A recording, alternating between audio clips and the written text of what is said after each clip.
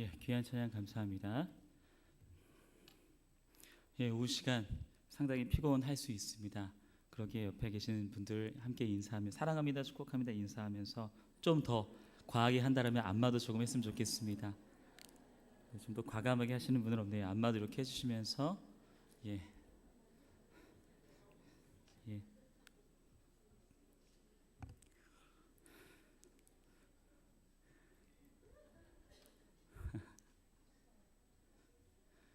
제가 여기 밑에 있으면 참 모션이 자유로워요.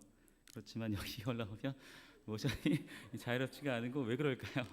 예, 항상 기도거리입니다. 예. 네, 오늘은 주보에는 주보의 좀 내용과 다르게 오늘 사사기 2장 1절부터 10절까지의 말씀을 봅니다. 말씀의 제목은 이렇습니다. 하나님의 은혜와 배은망덕한 이스라엘. 하나님의 은혜와 배은망덕한 이스라엘이라는 제목으로 우리를 향한 하나님의 은혜가 얼마나 큰지를 깨닫는 그런 시간들이 되었으면 좋겠습니다. 오늘 본문 사사기 2장 사사시대에 본격적으로 들어가기 전 사사시대 전반을 걸쳐 되풀이되는 현상을 설명을 하고 있습니다. 그래서 1장 지난 1장을 확인해 보면 대부분의 지파가 하나님의 말씀에 순종하지 못한 것을 확인할 수가 있습니다. 이러한 모습들, 이러한 불순종의 모습이 사사기 전반을 걸쳐 흐른다는 그런 안타까운 사실을 우리가 발견하게 됩니다. 급기야 이스라엘은 신앙의 산 증인이었던 모세와 여호수아가 죽은 이후에 기다렸다는 듯이 하나님의 목전에 악을 행하게 됩니다. 11절 보시면 이스라엘 자손이 여호와의 목전에 악을 행하여 바알들을 섬겼다라고 이야기하고 있습니다. 즉 이스라엘의 범죄가 되풀이된다는 것을 알려주고 있습니다. 그러나 사사기 전체의 교훈, 핵심 교훈은 이스라엘의 범죄가 초점이 아니라 그럼에도 불구하고 비록 그들이 그러할지라도 하나님께서는 신실하게 은혜를 베푸신다. 여기에 초점이 있고 여기에 사사기의 핵심이 있는 것입니다.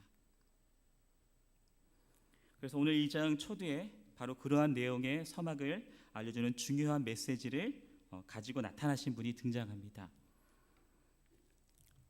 1절에 보면 여호와의 사자가 라고 말하고 있죠.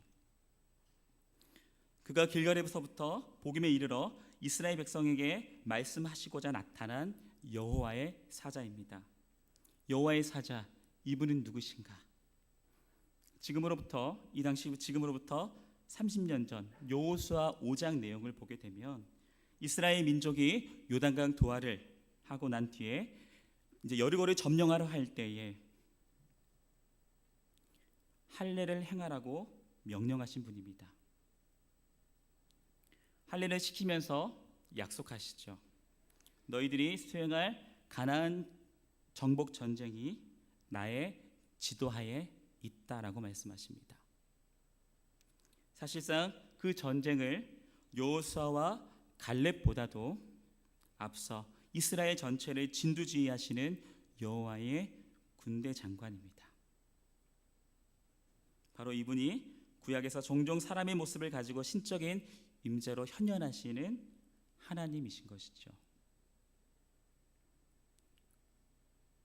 구약 성경을 자세히 보면 아브라함에게, 야곱에게, 그리고 모세에게 사람의 모습으로 나타나셔서 지시하십니다.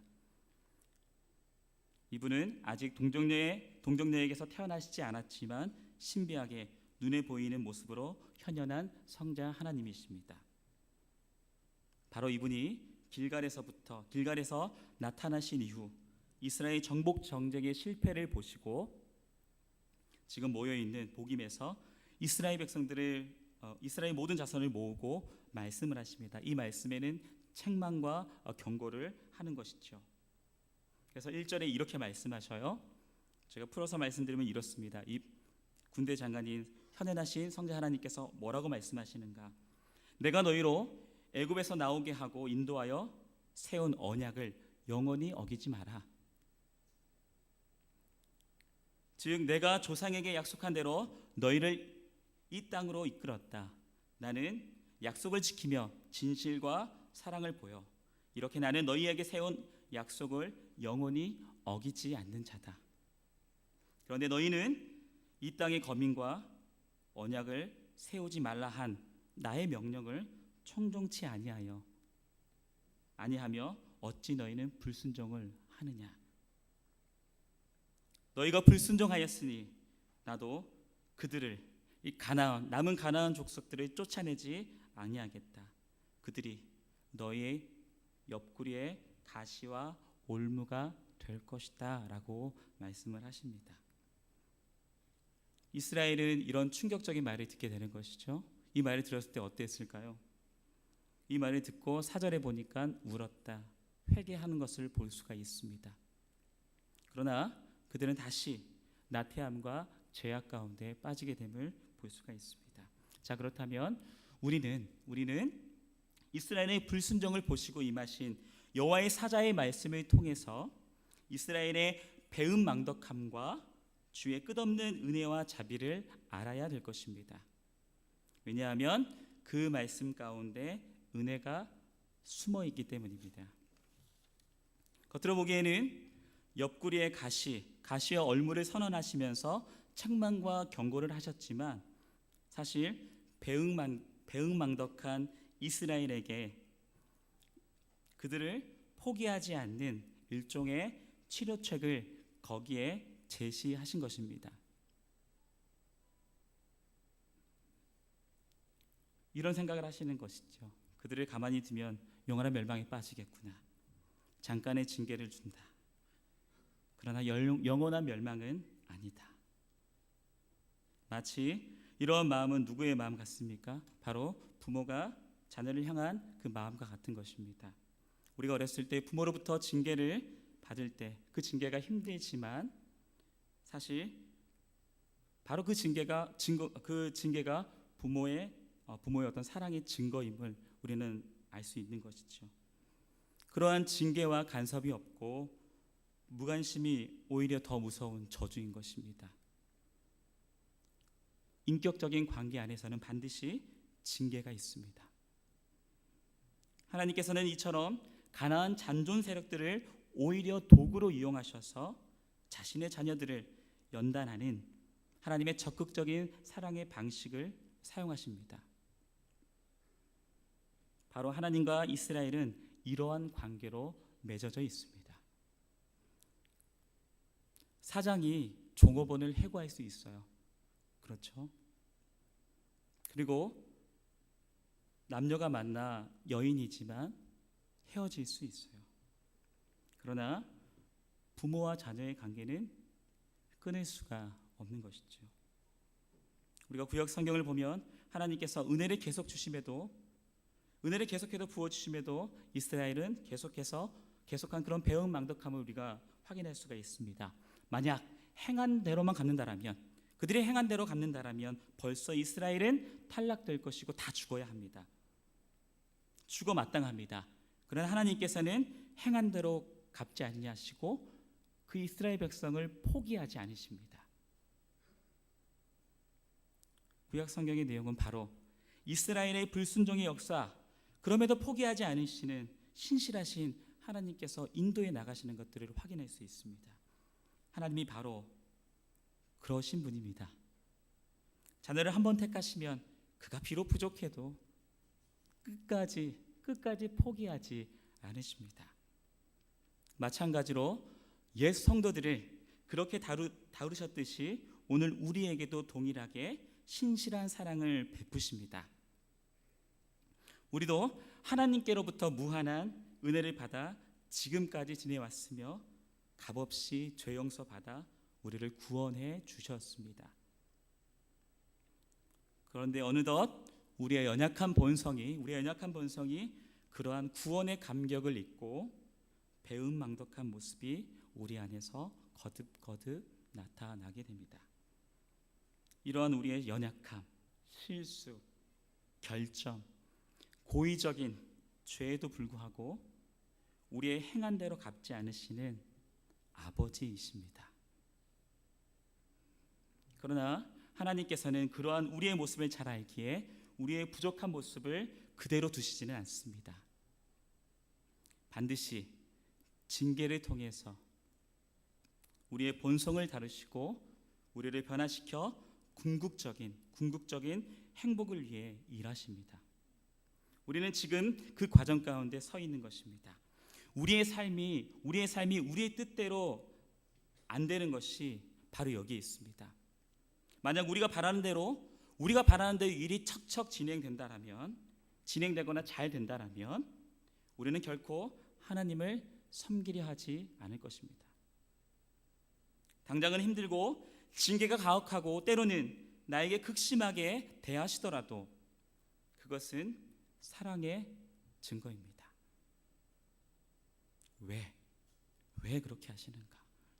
하나님께서 보다 더 높은 차원의 행복을 주시기 위해서 그렇습니다.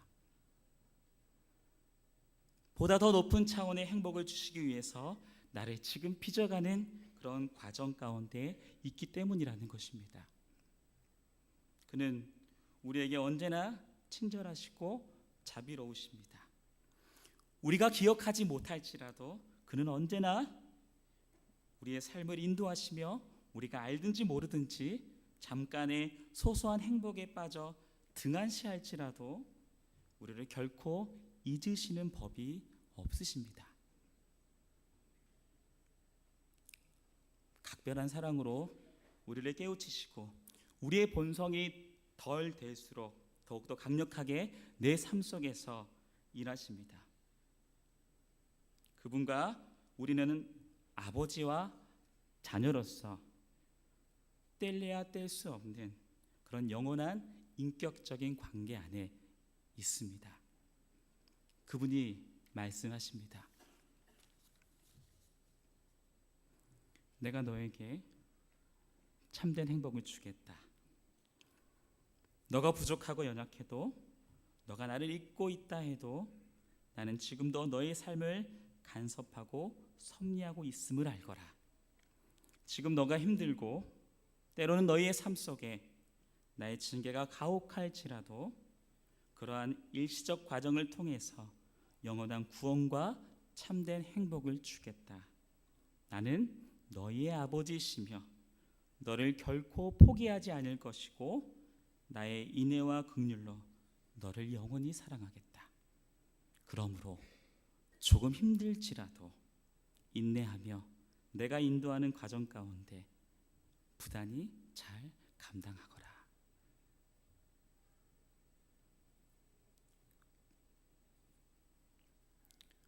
사랑하는 주님 사랑교회 성도 여러분, 우리의 우둔함을 훨씬 넘어 지금 하나님의 선하심은 찬란하게 비춰집니다.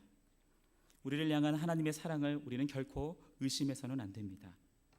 그분은 우리의 생각보다 훨씬 더 우리를 사랑하십니다. 우리의 연약한 결점으로 배은망덕할지라도 그러한 우리를 받으시고 끝까지 은혜를 주시겠다고 약속하십니다. 그러므로 다시 한번 우리의 무뎌진 마음을 가다듬고 친밀한 교제를 원하시는 하나님께 민감히 반응을 해야 할 때입니다. 이러한 사랑과 대우를 해주시는 하나님께 감사하며 날마다 친밀하게 인격적으로 그 하나님과 동행하며 거룩한 삶을 살기를 간절히 원합니다. 기도하겠습니다. 하나님 아버지 감사합니다.